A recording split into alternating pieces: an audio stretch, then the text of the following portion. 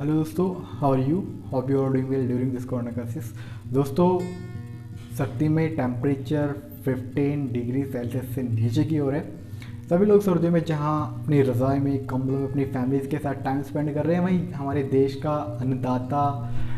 पूरे देश का पेट भरने वाला, लालन पोषण करने वाला देश का अन्नदाता इन दिनों देश की राजधानी दिल्ली की सड़कों पर आंदोलन करने को विवश है, मजबूर है। राजधानी की सड़कों पर लेटने को मजबूर है।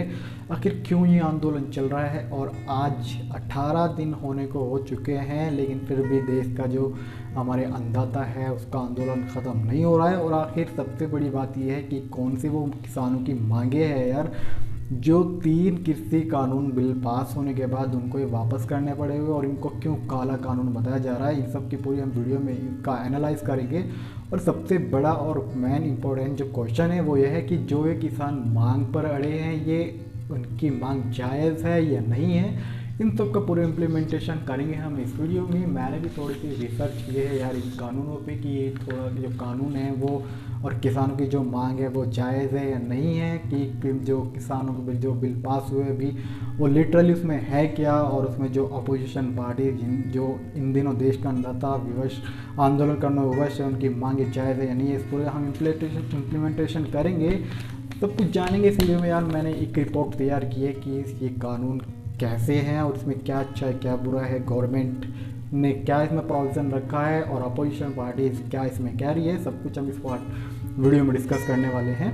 तो चलिए वीडियो को शुरुआत करते हैं।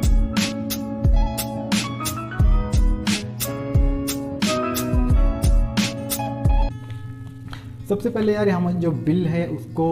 जो गवर्नमेंट है उन्होंने कहा है बिल ऑन एग्री मार्केट, यानी कि जो कृषि मार्केट के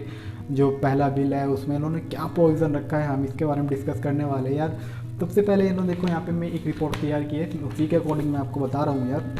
to create an ecosystem where farmers and traders enjoy the freedom to sell. That means जो कृषि जो किसान हैं जो अपनी फसल है वो इस कानून के तहत कहीं भी बेचने के लिए स्वतंत्र है। जी हाँ, जो आउट ऑफ मंडी से एपीएमसी इंडिकेट करता है लाइक जो एग्रीकल्चरल प्रोड्यूस मंडी कमिटीज़ है, जो उसके अंडर में जो रजिस्टर्ड मंडी है, अभी तक किसान वहीं पर अपनी फसल बेच सकता था, लेकिन इस कानून के तहत जो किसान है वो अपनी फसल को कहीं भी बेच सकता है। ओके, दूसरा इसमें प्रोविज़न है यार कानून में कि to promote barrier free interstate and intrastate, किसानों को ये स्वतंत्रता मिलती है इस कानून के तहत कि वो अपनी फसल को विद इन स्टेट के साथ साथ ही इंटरस्टेट यानी कि किसी दूसरे राज्य में भी अपनी फसल को जो सेल कर सकता है जहाँ पे उसको बेटर प्राइस मिलता हो। ओके, तीसरा प्रोविज़न यार इसमें है टू रिड्यूस मार्केटिंग ट्रांसपोर्टेशन, यानी कि जो मार्केटिंग का ट्रांसपोर्टेशन का जो मार्केटिंग है उसको के खर्च को रिड्यूस करने के लिए, और फार्मर है उनको गेटिंग यानी कि बेटर प्राइसेस मिले ताकि उनकी मार्केटिंग का जो खर्च है वो कम हो। इस पर भी ध्यान दिया गया, इस प्रोविज़न में रखा गया है ये कानून के तहत। और to provide a facilitate framework और इलेक्ट्रॉनिक ट्रेडिंग, दैट मीन्स जो व्यापार है वो इलेक्ट्रॉनिक के माध्यम से यानी कि ऑनलाइन भी किया जा सके, इसमें भी इसको बढ़ावा जाएगा। ये भी प्रोविज़न रखा है इस कानून में। लेकिन बात आती है यहाँ पे अपोजिशन पार्टीज़ क्या कह रही है यार, सो फटाफट से हम देख लेते हैं कि अपोजिशन पार्टी जो आंदोलन चल रहा है उसमें इनकी किसानों की मांगे क्या है।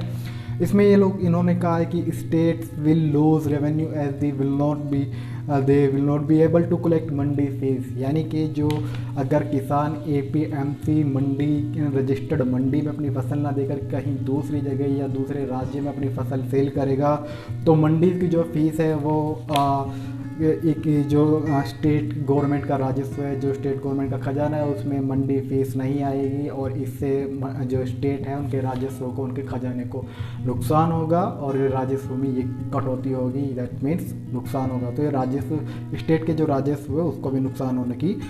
इस अपोजिशन पार्टीज उनकी ऐसी इनका कंसर्न है। ओके, सेकंड पॉइंट उनका है what happens to commission agent, जो स्टेट्स में मंडीज़ में जो कमीशन एजेंट्स होते हैं इस कानून के तहत उनको भी ख़त्म करने का प्रोविज़न है। तो कमीशन एजेंट्स को लेकर भी उनमें कंसर्न दिखाई गई है कि उनके जो व्यापार है वो मंडी से ख़त्म होने के बाद कमीशन एजेंट्स के साथ क्या होने वाला है। और तीसरी और चीज़ को लेकर सबसे बड़ी किसानों की मांग है वो यार एमएसपी। इसमें इन्होंने कहा कि अंते जो इट में eventually and the MSP procurement system, जो एमएसपी है जो मिनिमम सेलिंग प्राइस है या मिनिमम सपोर्ट प्राइस है एक फसल का, दैट मीन्स किसानों की फसल का एक एमएसपी होता है, यानी कि एक तय प्राइस है अभी तक कि इस प्राइस से कम कोई भी जो रिटेलर्स है, जो विक्रेता है, जो क्रेता है, वो किसानों से फसल नहीं खरीद सकता। लेकिन इस कानून के तहत इसमें यह है कि एमएसपी ये वाला सिस्टम ख़त्म हो सकता है, क्योंकि किसानों को जब कहीं और वो फसल सेल करेंगे तो एमएसपी का जो प्रोक्योरमेंट सिस्टम है वो भी इस पर ख़त्म होने की पूरी संभावना इन्होंने व्यक्त किया किसानों ने, जिनका आंदोलन चल रहा है, तो ऐसे भी इनकी कंसर्न है। और साथ ही साथ इन्होंने कहा यार electronic trading like in E name, यानी कि जो इलेक्ट्रॉनिक नेशनल एग्रीकल्चर जो मार्केट है यार, वो भी जो एपीएमसी की मंडीज़ है, रजिस्टर्ड मंडीज़ होती है स्टेट्स में, एक हर एक राज्य में, ये भी फिजिकली जो मंडीज़ होती है एपीएमसी, उसी ई नेम इन्हीं फिजिकल मंडीज़ के बेस पे ये फसलों को ख़रीदती है, ये उनका ये व्यापार हिस्सा होता है। लेकिन जब एपीएमसी की मंडी से ख़त्म होने का, वहाँ पे व्यापार ख़त्म होने जा रहा है, तो फिर ये जो ई नेम का जो व्यापार है वो भी ख़त्म होने की कगार पे है। इसमें भी इनमें कंसर्न दिखाई गई है। ओके, सेकंड बिल यार जो पास हुआ है, जो कानून बना है, bill on contract farming, that means जो किसान हैं उनके साथ कॉन्ट्रैक्टिंग बेस एक बिल आया है। उसमें कहा गया है farmers can enter into a contract with agri business firms, that mean जो प्रोसेसर्स, होलसेलर्स है, एक्सपोर्टर्स, जो बड़े लेवल के जो प्राइवेटाइजेशन जो एक्सपोर्टर्स हैं और होलसेलर्स है, प्रोसेसर है, उसमें किसानों के साथ एक कॉन्ट्रैक्ट किया जा सकता है, जिसमें वो आने वाली अपनी जो कृषि उपज है उनका मूल्य पहले से निर्धारित करने के साथ साथ एक कॉन्ट्रैक्ट करेंगे कि आगे जो हम फसल कृषि उपज होगी वो हम आपको सेल करेंगे और उसका प्राइस जो है वो पहले ही तय कर लिया जाएगा। इस कानून के तहत जो कानून दूसरा है बिल ऑन कॉन्ट्रैक्ट फार्मिंग, दूसरी इसमें जो प्रोविज़न है वो यह है कि marginal and small farmers with land, जिनके पास 5 हेक्टेयर से कम ज़मीन है, वो भी इसमें इंक्लूड होंगे, वो भी इसमें शामिल करने की संभावना है, इसमें शामिल करने की जो है योजना है। According to provision central government के अकॉर्डिंग जो कानून है उनके प्रोविज़न के तहत मार्केट का रिस्क जो है वो अनप्रडिक्टेबिलिटी वो भी स्पॉन्सर पे ट्रांसफ़र किया जाता है प्राइवेटाइजेशन में, और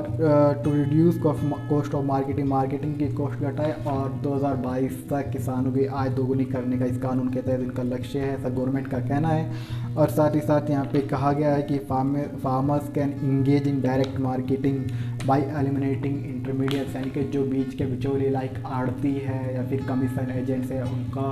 पूरी तरीके से उनको ख़त्म किया जा रहा है, उनको हटाया जा रहा है इस कानून के तहत, ताकि इसमें कहा गया है कि farmers can engage direct sell कर सकते हैं, डायरेक्ट सेल कर सकते हैं वो लोग, इनके साथ यार कि जब बीच में से ये आड़ती और कमीशन एजेंट्स हटेंगे तो उनको जो है वो किसान अपनी फसलों को डायरेक्ट सेल कर सकते हैं, जहाँ पे उनको बेटर प्राइस मिलेगा। वो इंटरस्टेट और इंट्रास्टेट यानी कि राज्य में कहीं भी या राज्य से बाहर भी हो सकता है। ओके, इफेक्टिव डिस्प्यूट रिजोल्यूशन, यानी कि जो वाद विवाद की एक इफेक्टिव एक प्रभावी टीम बनाई गई है, ताकि ये जो है मैकेनिज़्म जल्दी से जल्दी रिजॉल्व हो सके। इस कानून के तहत एक वाद विवाद की एक टीम, एक मैकेनिज़्म काफ़ी प्रभावी तरीके से, पहले से प्रभावी तरीके से एक इसमें क्रिएट किया गया अकॉर्डिंग टू ये बिल। और इसमें अपोजिशन का कहना है यार जो ये बिल पास नहीं होने दे रहे, जो किसानों की मांग है इस आंदोलन में, वो ये कह रहे हैं क्या sponsor may not like to deal with a multitude of small and marginal farmers. उनका कहना है कि जो प्राइवेटाइजेशन जो इनकी फसलों को खरीदने आएंगे इस कानून के तहत, जो प्राइवेट्स बड़े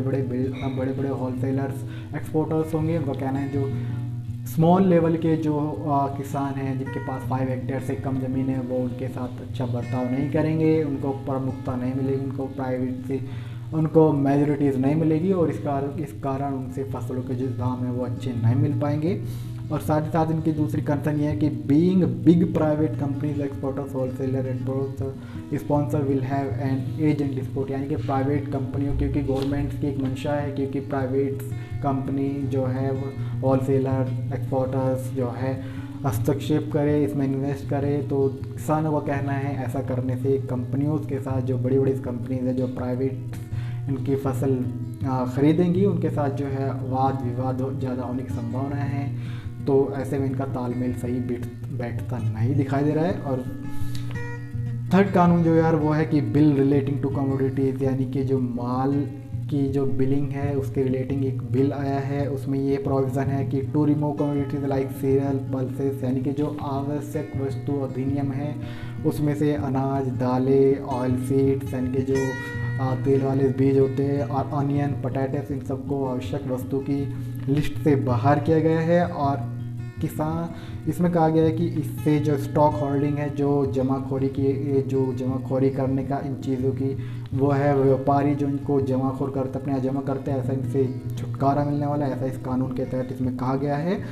एक्सेप्ट एक्स्ट्रा कोऑर्डिनेटरी सर्कमस्टेंसेस, यानी कि असाधारण स्थिति के अलावा, लाइक युद्ध की स्थिति के अलावा स्टॉक होल्डिंग नहीं कर पाएंगे, जमा नहीं कर पाएंगे सामान को, ऐसा इस कानून के तहत कहा गया है।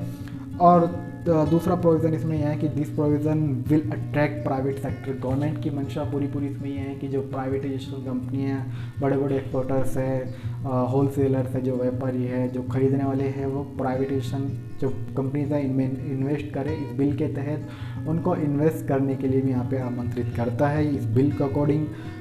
प्राइवेट सेक्टर का इन्वेस्टमेंट इसमें बढ़ता दिखाई देगा। और to bring investment for farm infrastructure like cold storage and modernisation का इसमें बढ़ावा देने पर जोर दिया गया है। और साथ ही साथ to help both farmers and consumers by bringing in price stability के जो मूल्य है, उसका समर्थन मूल्य, उसका एक स्टेबिलिटी रखने के लिए भी, और कंज्यूमर्स एंड फार्मर्स जो उपभोक्ता है और किसानों के मध्य में भी ऐसी ही एक कोशिश की गई है ताकि प्राइस स्टेबल रहे, घटना या बढ़ना ना हो।